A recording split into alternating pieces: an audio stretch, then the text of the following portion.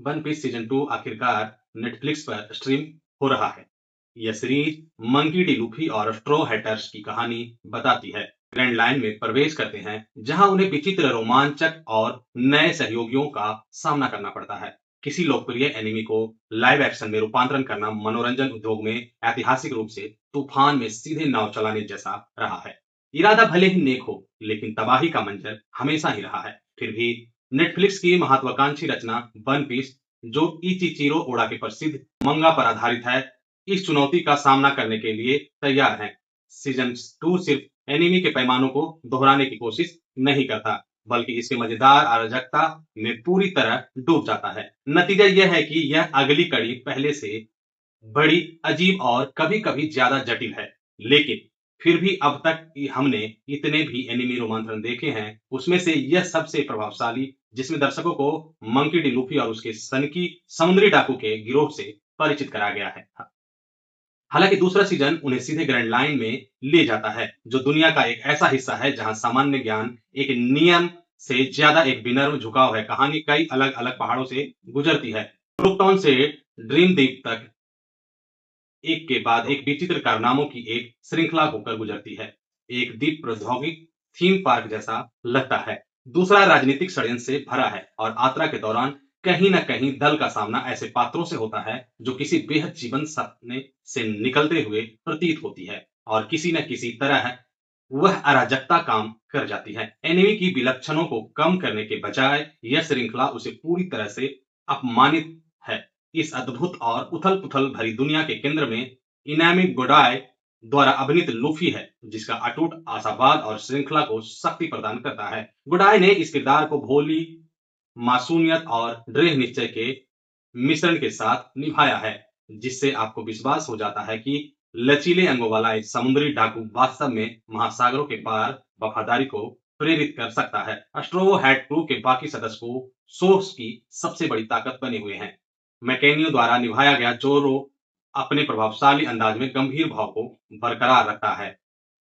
Emily rude इस season में नामी और भी ज्यादा भावनात्मक दक्षता प्रदान करती है, जबकि टैच स्लाइलर द्वारा निभाया गया संजी और जैकब रोमेरो द्वारा निभाया गया उसो अपने किरदारों में सही मात्रा में दबंगई और हास्य का तड़का लगाते हैं। उनकी केमिस्ट्री अब भी सहज लगती है। गुप्त संगठनों, पौराणिक जीवों और लगातार विकसित होती शक्तियों के बीच क्रू की आपसी दोस्ती ही कहानी का आधार है। सीजन 2 में कई यादगार नए किरदारों के साथ ब्रह्मांड का विस्तार भी होता है, लेकिन सबसे दिलचस्प शुरुआती किरदारों में एक ऐसे वेडनेसडे हैं जिनका किरदार चरित्रन चंद्रन ने निभाया है। उनके आने से सीजन में एक नई जान आ जाती है, जिससे स्ट्रॉ हैटर्स की यात्रा में रहस्य और निष्ठा में बदलाव का भाव जुड़ जाता है। चंद्रन इस किरदार में चंचल और अप्रत्याशित लगती हैं। अगर सीजन 1 ने फिक्स कर दिया था कि लाइव एक्शन वन पीस सफल हो सकता है, तो सीजन 2 में नेटफ्लिक्स ने इस जोखिम को पूरी तरह से स्वीकार कर लिया है। प्रोडक्शन डिजाइन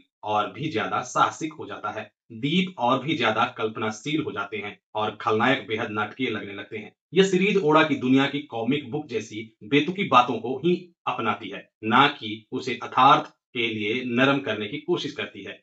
हर विजुअल इफेक्ट पूरी तरह से कारगर नहीं होता, कभी-कभी तो लाइव एक्शन तकनीक की सीमाओं को भी पार कर जाता है, लेकिन शो अक्सर चतुर डिजाइन और विकल्प और मूल सामग्री के प्रति स्पष्ट स्नेह इसकी भरपाई कर देता है। इससे भी महत्वपूर्ण बात यह है कि रचनाकार एक अहम बात समझते हैं। वन पीस को कभी भी अर्थार्थवादी दिखने के लिए नहीं बनाया गया था। इसका उद्देश्य रोमांचकारी अनुभव देना था। इस सीजन की सबसे बड़ी कमजोरी इसकी धीमी गति है। कुछ किरदार दिलचस्प पृष्ठभूमि के ना साथ आते हैं, लेकिन दर्शकों के पूरी तरह से उनमें दिलचस्पी लेने से पहले ही गायब हो जाते हैं।